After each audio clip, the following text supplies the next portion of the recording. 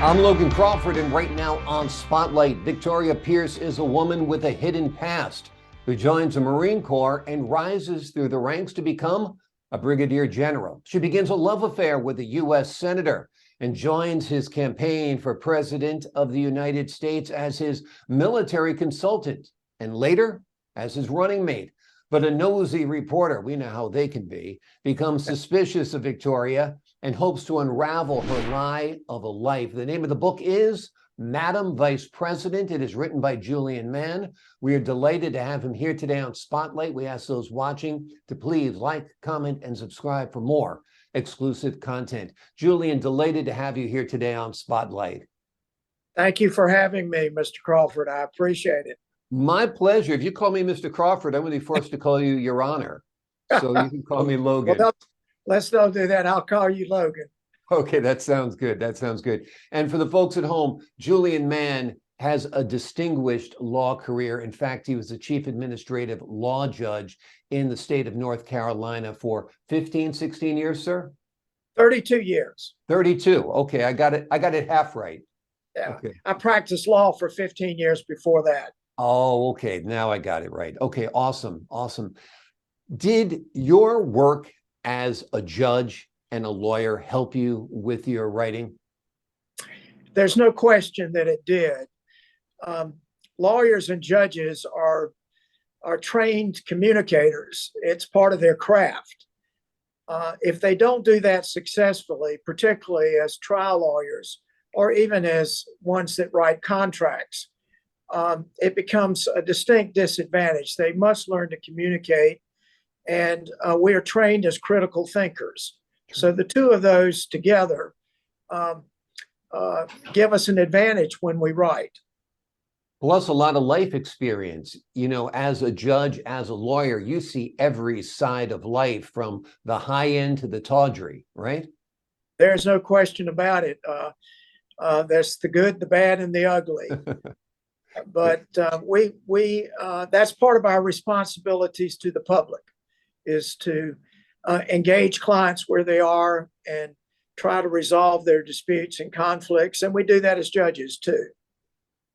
Absolutely. Now, I loved your book. I think it's a great premise. I think it's a great story. I think it's extremely plausible, which is important as well. And some might say, well, how could a vice presidential candidate and a vice president actually fool America? Well, I think you have to look no further than New York Congressman George Santos, who apparently didn't go to the schools he went to, his mother didn't die on 9/11 like he says. He's a drag queen. I mean, and nobody knew until after he was elected. That has added plausibility to Madam Vice President. She was a little more secretive because she had been in the witness protection program, which is designed to remain secret. Our congressman for New York just blatantly made things up, and the press never caught it until afterwards. So it is plausible. It adds credence to the book. Absolutely, absolutely. It is a remarkable chain of events that have happened in New York and the United States Congress.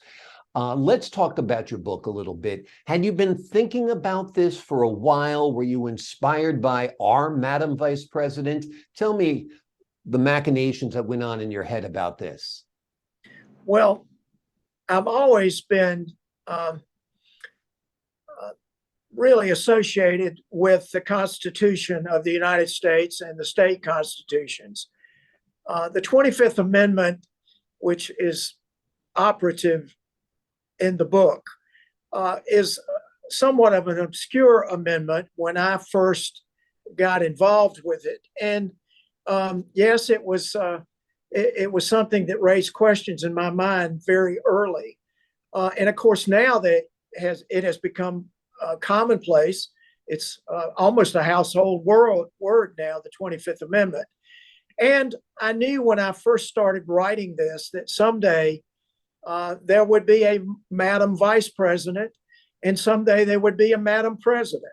True. So I anticipated this with my main character, Victoria Pierce. And for the folks at home who have heard a little bit about the 25th Amendment, it's been used in regards to Trump. It's been used in regards to Biden. It has to do with the president's fitness to remain in office, correct? Yes, that's correct. It also deals with presidential succession. It really came into existence after the Kennedy assassination. John Farrick, who is the former dean of the Fordham University Law School and a very prominent scholar, was given the assignment to draft the 25th Amendment.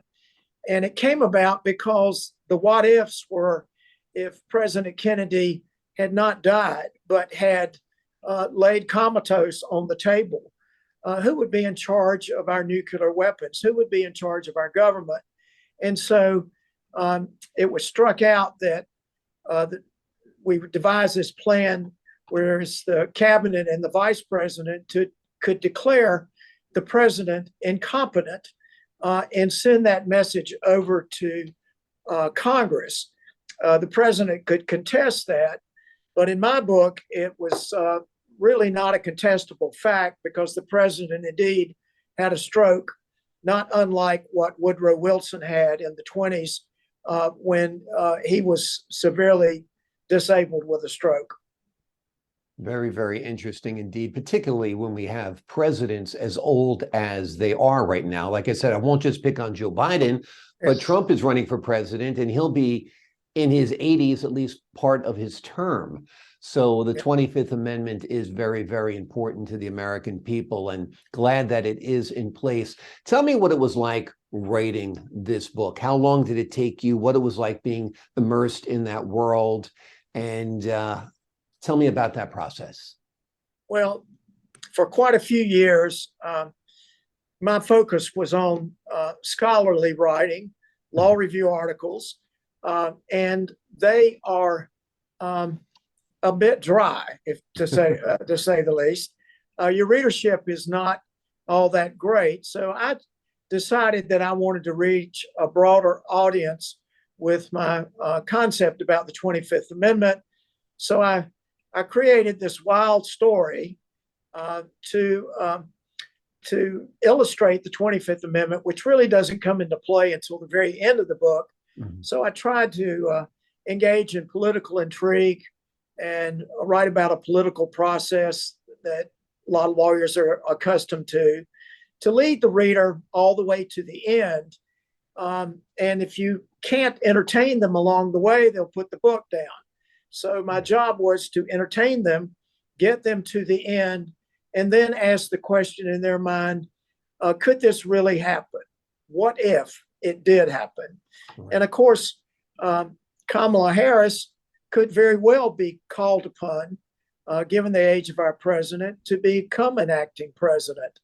And my character had some clandestine past that was not discovered until she became an acting president. And the issue arose, well, what do you do if you have an acting president who has some serious questions raised about her? Does she continue in office or doesn't she continue in office? And I saw a defect in the 25th Amendment about how that would operate if there had been a disability to the vice president or the vice president had been subject to impeachment.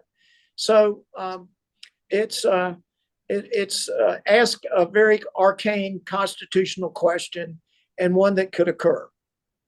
Well, that's what makes it riveting, because it is very plausible, as we said right off the start, with the way people have been hoodwinked by politicians in the past and including right now.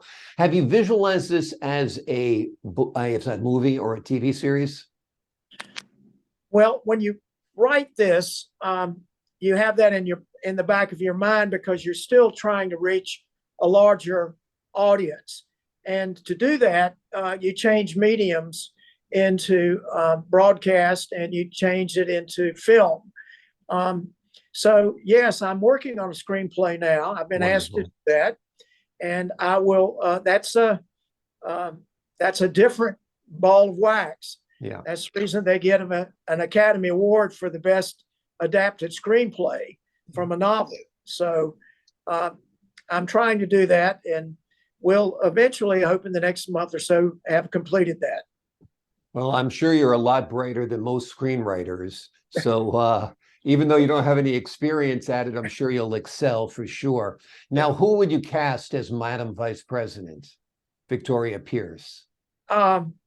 It's hard to say, but I think Lopez might be someone that comes to mind. She has a Latin background, and so does my main character. And she's a very accomplished actress. There's a number of people that could play a number of parts. I'm no, Hollywood director, and I don't, know much about how they select their characters, but she comes to mind, Jennifer Lopez. I think she'd be a great choice. I mean, one, she attracts a broad audience.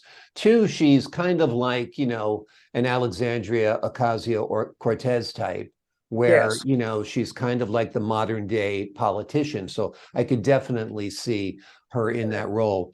Well, it's a fascinating book. It's called Madam Vice President. It's written by Julian Mann, who for 32 years served as the chief administrative law judge for the state of North Carolina. So he knows the law very well. He knows writing very well. He knows speaking very well. And he knows the stories of people very well. And all of that is very evident in his book. Julian, before we leave you here today, are you working on any other novels right now?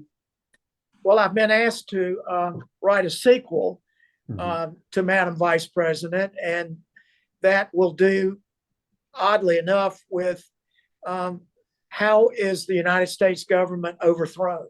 What can actually produce that? As Benjamin Franklin said many years ago, it's a republic if we can keep it. Exactly. We have to be vigilant about keeping our democracy. And so that one's in line as my next book.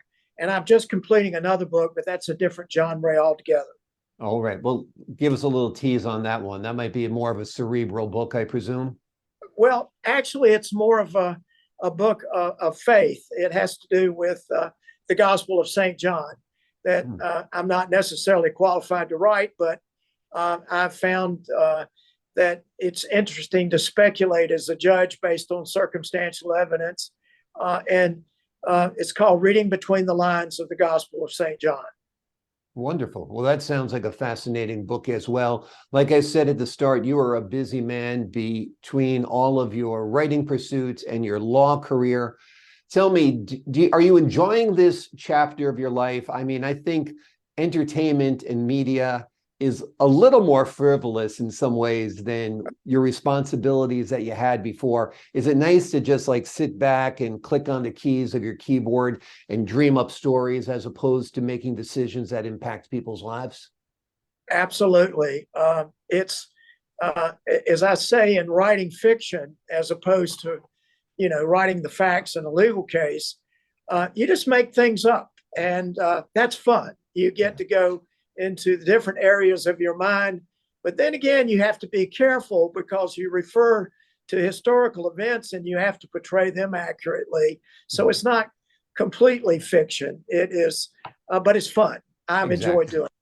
Yeah, it's fiction rooted in reality, which is what makes it riveting. The name of the book is Madam Vice President. It is written by Julian Mann. It is available anywhere you buy books, and it is highly recommended by Spotlight. Your Honor, thank you so much for joining us here today on Spotlight. It was indeed an honor. It was my pleasure. Thank you for having me. My pleasure as well. My honor as well, Your Honor. And that almost sounds like a comedy routine that I see how many times I can say Your Honor in one sentence. I'm Logan Crawford, thanking you for your time this time. Until next time on Spotlight.